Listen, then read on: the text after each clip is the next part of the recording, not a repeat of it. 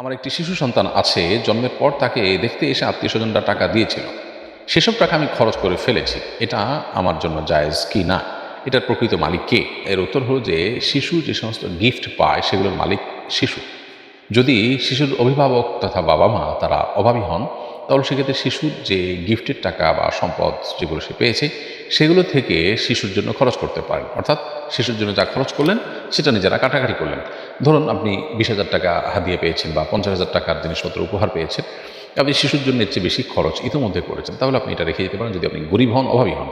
আর সেটা যদি না হয় তাহলে সেক্ষেত্রে শিশুর সেই টাকা বা উপহার সেটা আপনার জন্য রাখা জায়েজ নাই। বরং সেটা আপনি রেখে দিবেন, শিশু বড় হলে তাকে তার সম্পদ বুঝিয়ে দিবেন।